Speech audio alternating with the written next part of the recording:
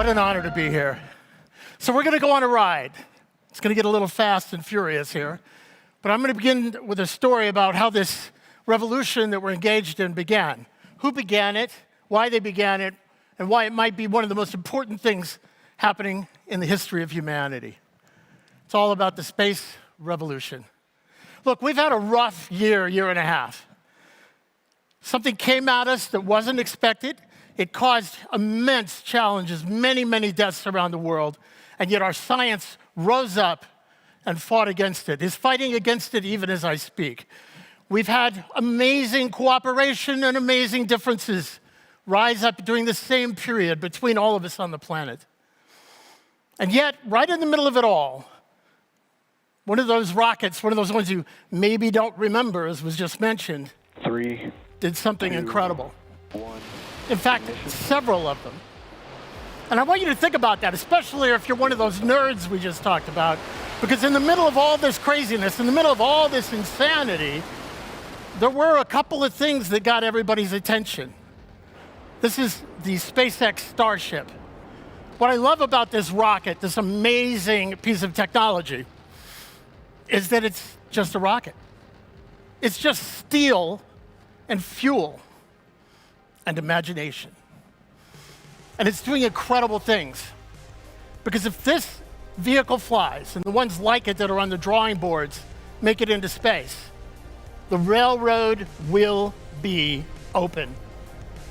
And off we will go into a new and incredible tomorrow. By the way, when it comes to nerds, I think I'd have to say this is sort of what you might call nerd pornography. This is the kind of thing we get excited about. How high can it go? How many times can it fly? What's the delta V?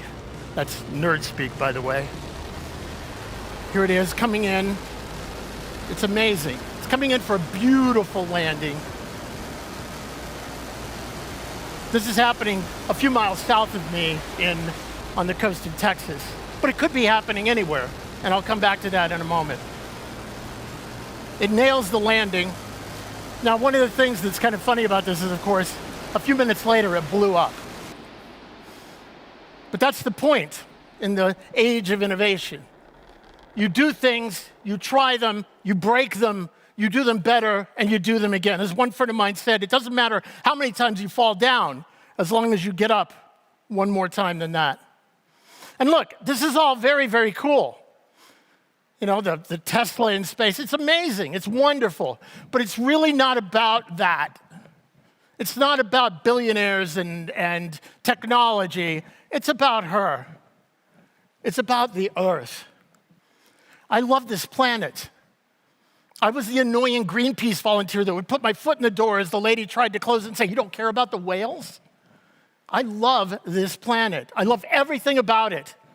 I also like the people. I like us. I like human beings. As bad as we can be, as much as we struggle with this thing that is inside of our head called consciousness, we try to do the right thing. And as we do, we try to explore. We try to open new places, new frontiers. This is my daughter touching a flower for the first time in her life. That is what it means to be a human being.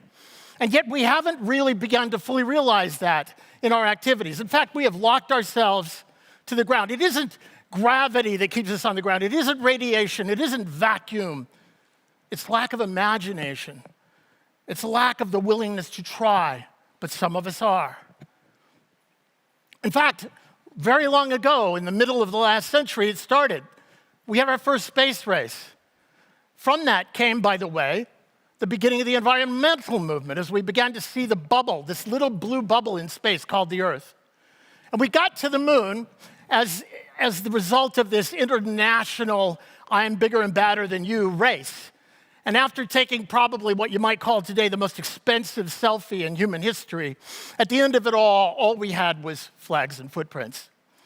There were some spin-offs, amazing technology. We're speaking to each other using elements of that technology right now. But one of the most important spin-offs was a group of children watching this happen on their TV screens. Now, that time wasn't so different from the time we are in today. There were terrible things going on. There were terrible leaders out in the world. There were riots over race. And looming over it all was a fear of death. Unlike school kids in my country today who have to dive under their desks from fears of shooters, we dove under our desks from fears of nuclear Armageddon. In fact, the clock put out by the Union of Concerned Scientists showed we were 1 minute to midnight, to the end of it all. And yet on that same TV set, you could turn it on and see people driving around on the moon. You could see the Enterprise going to places unexplored. And you had heroes, people who would step up and put their lives on the line in the name of exploration and enterprise. We had robots going out beyond the solar system, telling us what was there. It was an incredible time and a scary time.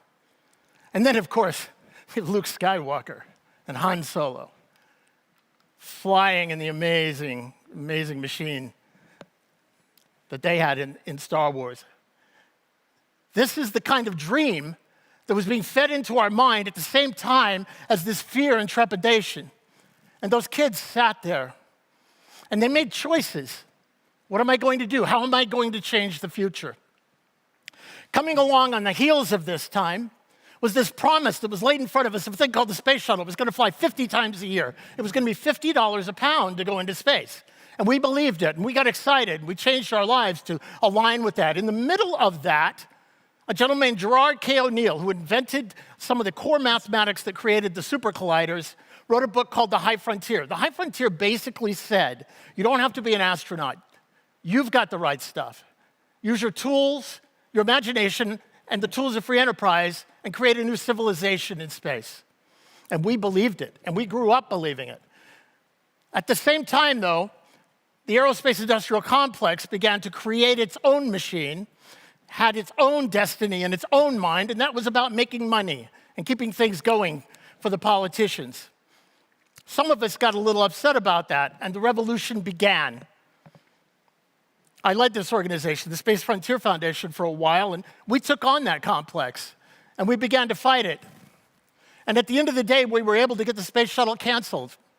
But that wasn't the end of things, even though some people thought it was. It was really just the beginning of the beginning. At the same time, technologists, engineers, entrepreneurs, business people who shared our dream were doing their part. The first private rocket ships were launched. I was lucky to be part of a team. We took over the Russian space station Mir for a few months. Other companies flew other types of machines and began to break the barriers to show that these things can be done, and it's not just about the governments anymore. At the end of it all, some people said we had won the revolution, but I believe that isn't true. The revolution is still ongoing, and we still have a lot of battles to take on. In fact, we're still locked in the cage, but the lock is getting a little bit shaky. In fact, I talk about 3 keys that we need to break out of that cage. The first key is transportation. You need to be able to get where you're going cheaply, reliably, and quickly. The second key is to be able to use the resources of the place you're going to do what it is you want to do. And the third key is to have a government that either supports you or at least stays, excuse my language, the hell out of the way. I threw an event in DC a while back called the Pioneering Space Summit. I was able to get a lot of politicians, astronauts, all kinds of people together, and we got them to agree on the text that's in yellow. I'll try not to do too much text, but I know this is a government conference, so I've got to throw in a little text just so that the people in the government will feel comfortable. So the idea that we came up with was that we believed the goal of human spaceflight in the United States was to enable the human settlement of the frontier. And that gradually began to permeate. Later on, I was part of an asteroid mining company, and we worked with the visionary government of Luxembourg. They put in legislation to support the idea. Then came the UAE, who declared that they were going to put a settlement on Mars in 100 years, which, by the way, makes them the first country on Earth to make such a declaration. Now, there are policies being put together around the planet, more and more every year. In fact, opening the frontier is actually becoming a thing. And we're seeing these different plans, these different regulatory structures come online so that people could cooperate, so people could go out there and utilize the resources, so people could conduct business. And yes, business may be a dirty word to some people, but that's how we pay so that we can stay. And it's time for more and more nations to step up. In fact, why not Latvia? Oh, and there is this other country that's going too, for its own reasons. And you know what? I celebrate anybody that's going to go out there. Because I know that a few generations in, once they get out there, those kids of kids of kids of kids of the people that took them out there are basically going to say to their parents, to the nations that sent them there, you know what? Thank you, but we're independent and we're going to do our own thing. So really, for me, it's about everybody going. So we still have the cage, though. Because that first thing, that first element, which is how do you get there cheaply, quickly, and efficiently, is still blocking us. And that's because so many impediments, psychological and otherwise, have been put in our way. So along comes those kids. And this is something that's very, very important that you understand. You've heard about Elon, and you've heard about Richard Branson, and you've heard about Jeff Bezos. Some people think of them as billionaires in their toys, that it's not good enough to have a fleet of cars or a yacht or an island or a private jet. You have to have your own space company now. That couldn't be further from the truth. In fact, some people have asked me about the business plan. What is Elon's business plan? What is Jeff Bezos' business plan? There isn't really a business plan as they're going into space. The business plan was to make money so they could do it. One of the people that got that book that I showed you, The High Frontier, earlier on, was a kid named Jeff Bezos. He gave the speech at his graduation ceremony and basically said, I'm going to make money, and then I'm going to build cities in space. They're not going into space to make money. They made their money so they could go into space. And now it's happening. We're beginning to see the advent of reusable rocket ships. Rocket ships, not rockets, rocket ships, because you don't throw away the pieces of your ship. You don't throw away the pieces of your train. It's an exciting time. I've actually been down there to see where that launch I showed you earlier, that spaceship being developed, flew. It's pretty amazing. And Elon's going to Mars. Now, along the way, though, we need to be able to use the resources, as I mentioned. Here's an earlier model, and by the way, I have to use models and language from my history. You can use your own. I'm not trying to offend anybody, and as I'll talk about later, we're not going to go to this new world and take it from anybody. This time we're going together. But I do have these models in my mind because I grew up in this culture in America. So for example, the middle part of America at the time was basically seen as a desert. You could say that this vehicle I'm showing you right now was the spaceship of its time. In fact, it's got 6 motors. We could call them horses in the front of it. Now imagine if this spaceship had to carry the fuel for those 6 motors with it everywhere that they went in that new world. It wouldn't have happened. These are the engines right here, and that's the propellant, the grass. In fact, the vehicle itself is made of wood, also harvested from the New World. As we go into space, we're going to be harvesting resources too, and unlike what some people say, we're going to go out and mine tons of platinum and gold and bring them back to the Earth. That may happen. The gold of space is water. And if you look into this, you'll find out that a lot of the attention on the moon is aimed at the poles of the moon where there might be frozen water in the craters that have never been hit by the sunlight. That's the land rush of the future, one of them. And that's why the United States and its partners are going to the south pole of the moon. But of course, we have the asteroids. As I mentioned, I worked a little bit on an asteroid company at the time, and we were going for the water. Why? Because if you have water, you can drink it, you can break it into hydrogen and oxygen, you can breathe it. And if you put those back together the right way, you've got rocket propellant. So as we move out, we're going to start going step by step out into the frontier. Now, I want to talk to you about something. You probably got it in a pocket or you're watching on it right now, this thing that's called an app development platform. It used to be a telephone. Now it's a global brain. You can get those pictures that were just mentioned of kittens doing funny tricks. All of these things can happen on this little platform. Why is it so exciting? Well, because these technologies, the core technologies in this platform, were distributed to the people and given to the people so that they could be creative and do amazing things with it. This is our app development platform for the universe.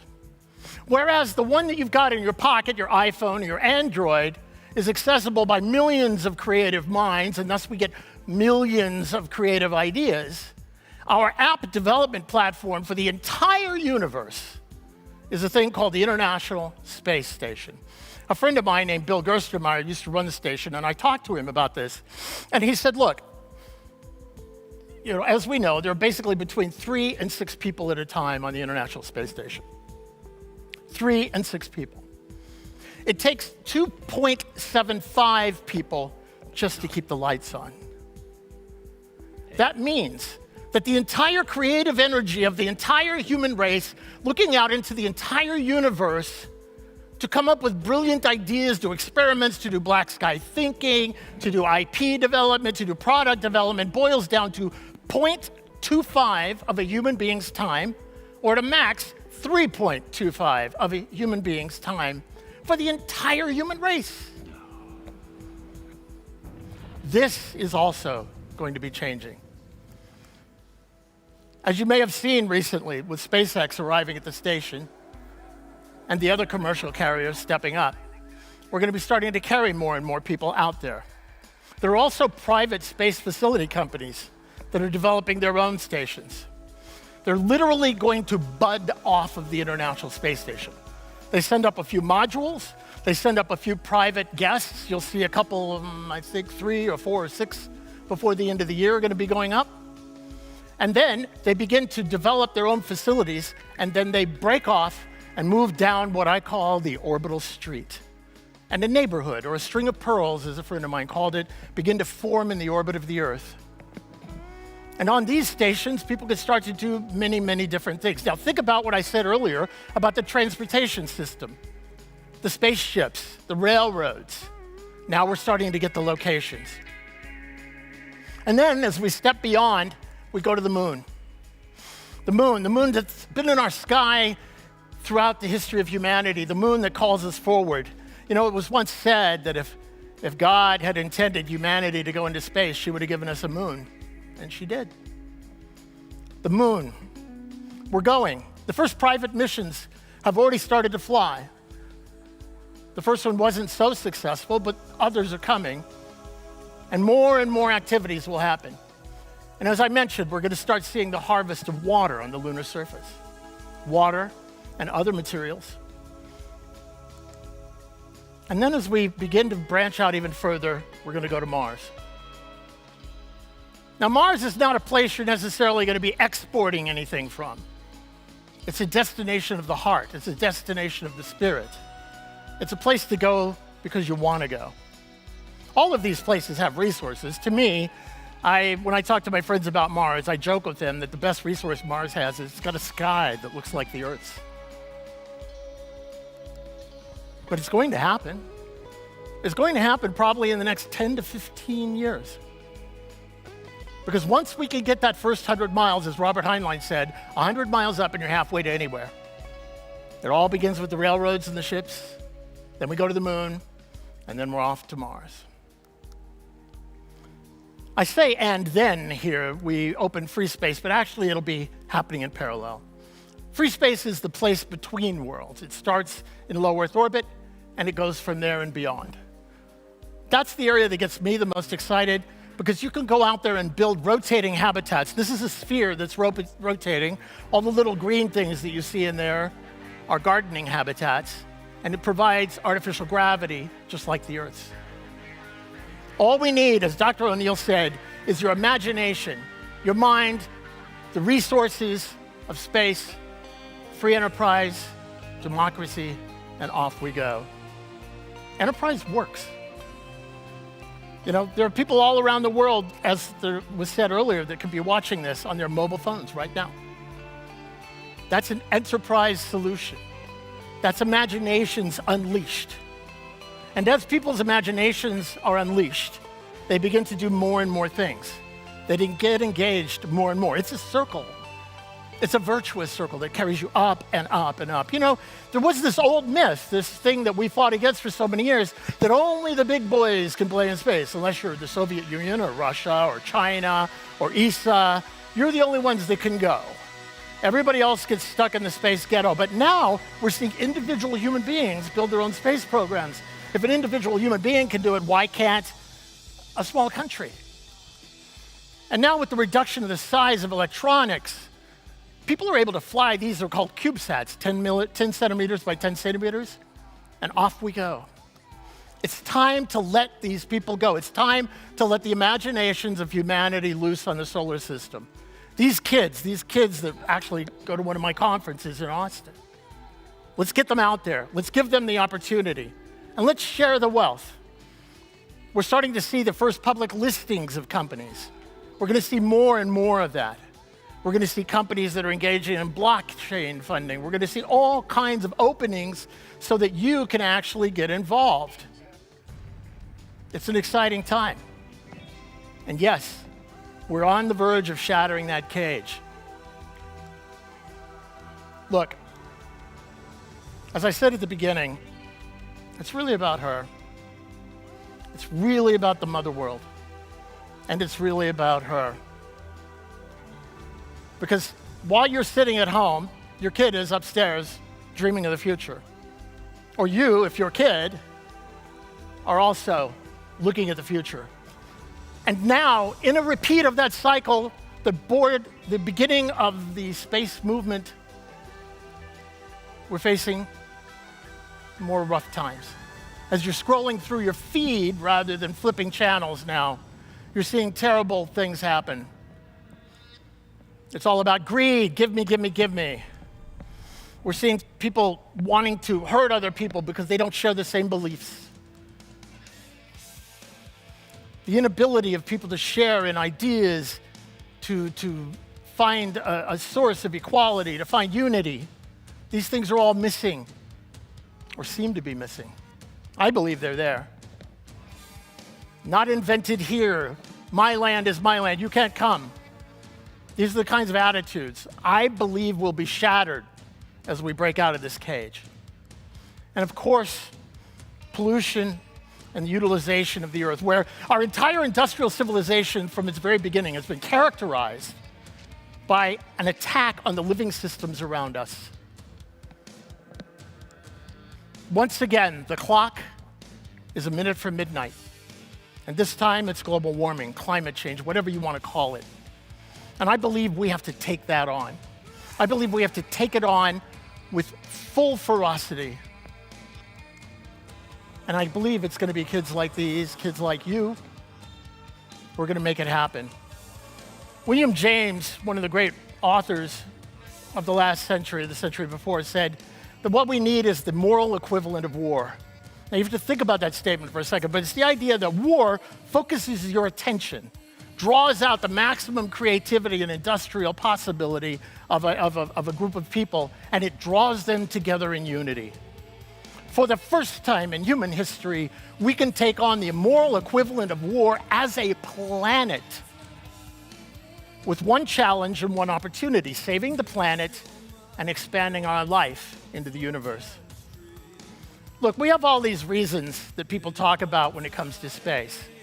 Why space? Well, it's science, it's planetary defense, it's the environment, it's politics, it's resources, it's tourism, it's energy.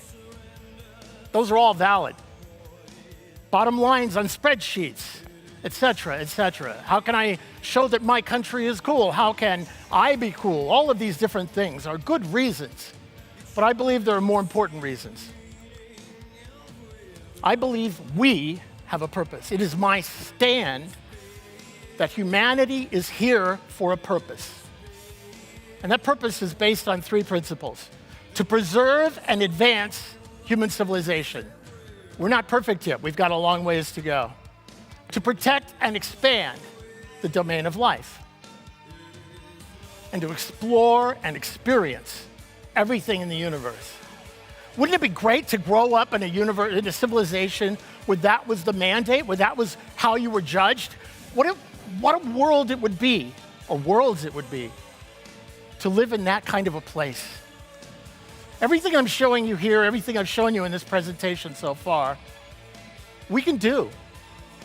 It's all based on current technology. We can do anything that I'm showing you. There's no magic. There is no beam me up Scotty here. We just haven't decided to, or most of us haven't, but some of us have. And as we go out there into the universe, think of the amazing things we can do. To float above Jupiter, the rings of Saturn, the views, the places, the adventures. How exciting can that be? I believe humanity has a great future. You know what? I have an experiment for you. Tonight, if your skies are clear, I want you to go outside. I want you to lay on your back or go up on tar beach, is what we used to call the roofs when I lived in New York City. Or go wherever it is you are. Find a clear sky. Look up and look at the stars and allow yourself to fall up into that. Just feel it. Just feel it. Feel the call. Feel the call of this place that we are in, this universe. You will feel it. If you let your mind clear, just go, just feel, just be with it. Because there is so much possibility out there. Some people decry that we are at the end of times, that it's all over, that all of those evil things I talked about earlier are going to take us down. And yet I believe the creativity that we have within this civilization will take us up. Hope is a thing that we build. Hope is a thing that we create. We can have our feet stuck in the mud and still dream. It isn't either or. It isn't, why can't we take care of these starving people over here instead of going here and expressing our dreams? No, it is the expression, the reaching for those dreams that lifts us out of these places.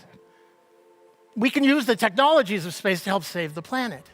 We can use the inspiration of space to help save us. It's time for us to go. I mean, think about it. There are more stars out in the universe than there are grains of sand on every beach and every desert on the planet Earth. And this is the end?